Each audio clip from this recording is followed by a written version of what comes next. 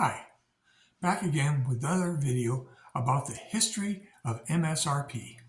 And the reason I'm making this video is I have been studying MSRP prices on automobiles and mostly light trucks for the last 6 or 7 years. And I wanted to make a video on the real history of what happened with MSRP in this country as far as all of the manufacturers are concerned. What happened back in 2018 and 19, was that everything was running at a pretty good pace. Manufacturers had supply, everybody had their demands, and everybody was getting vehicles at a reasonable price that was not too out of sync with, the economy and inflation, okay? Then we had the big P, and everybody knows what the big P was, okay, which caused all kinds of crazy shortages of parts, and so thus the manufacturers could not make enough cars for the demand.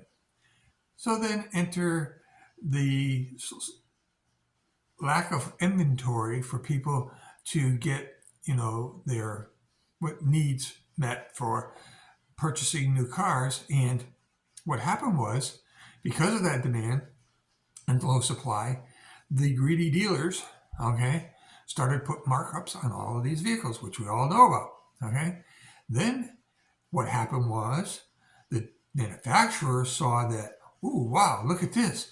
Dealers are making thousands of dollars over our MSRP, and we want to cut.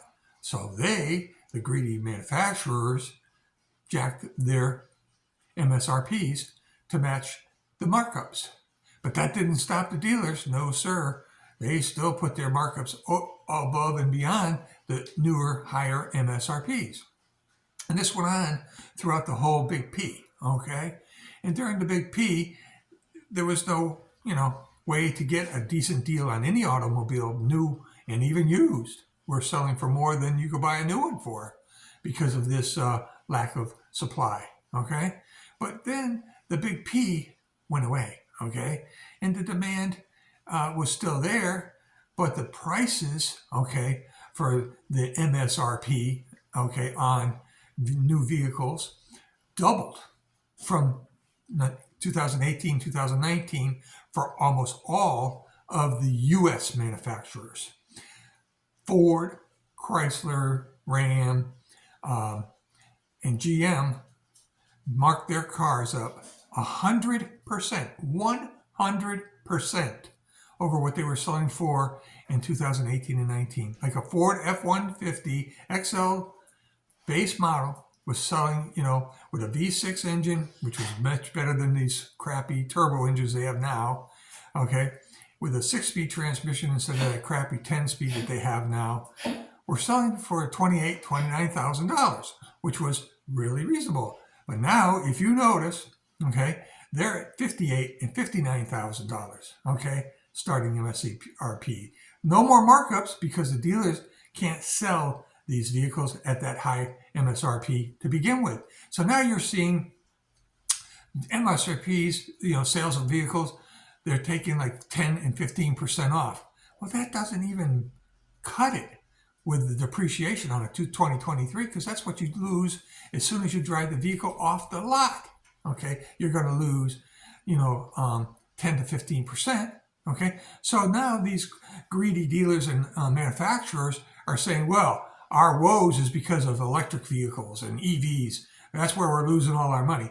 Well, yes, they probably are, but they're also not selling their ICE engine vehicles either because they price them right out of the market where nobody can afford them, So now that they have these huge MSRPs, it's like putting, mud on their face if they ever think about reducing that MSRP to, bring back demand, But they just are so damn greedy, they just won't do it, all right?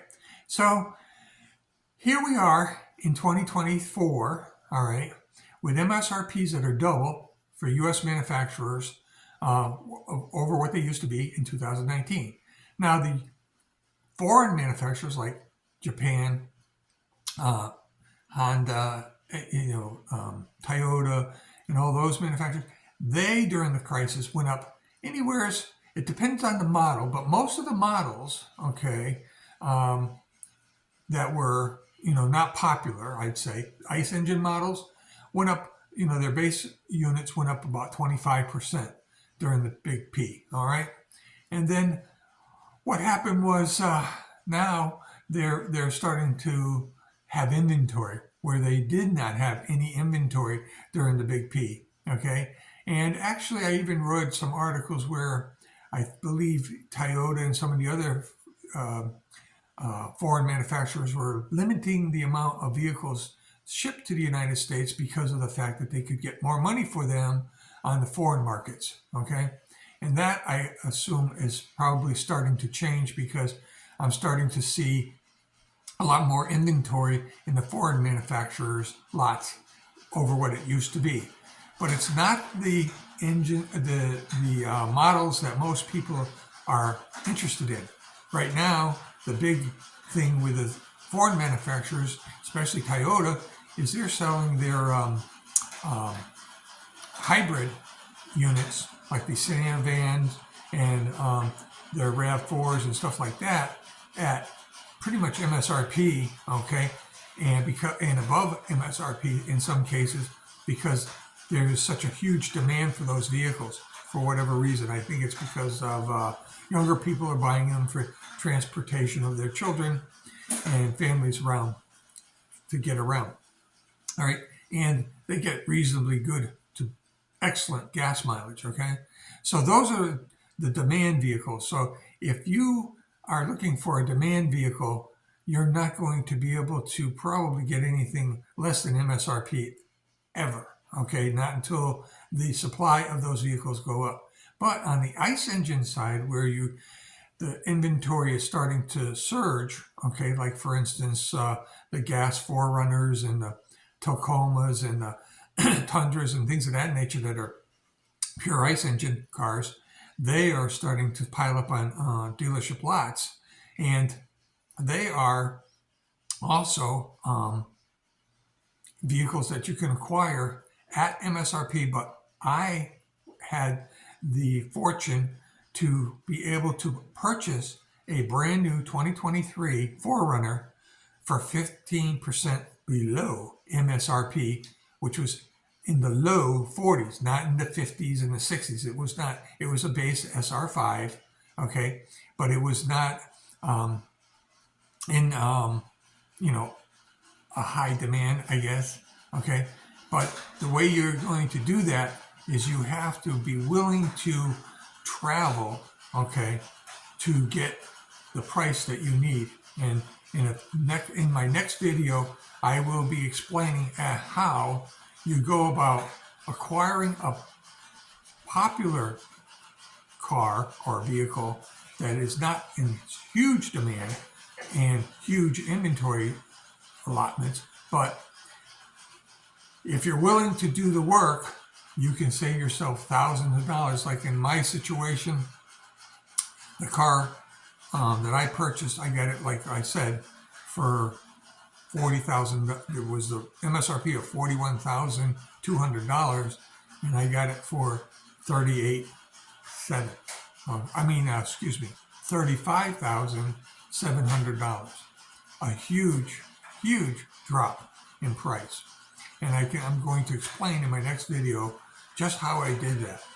But I just wanted everyone to know what actually happened with MSRP in the last 5 to 6 years, where the U.S. manufacturers and some of the foreign manufacturers in the U.S.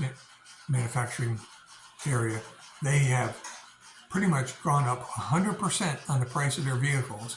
And they're saying that their economic woes now, they're blaming on EVs.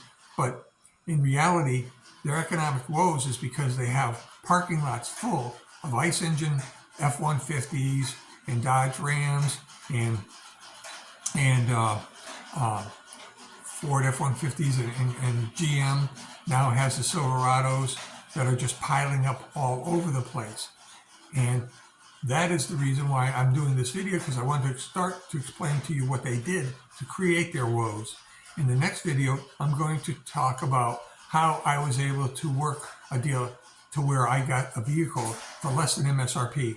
And as a matter of point, in my whole life, I'm in my 70s now, I have never paid MSRP at any point for any vehicle ever. And I bought probably a half a dozen new vehicles in my lifetime that were brand new, and at least, if not more, and I never paid MSRP.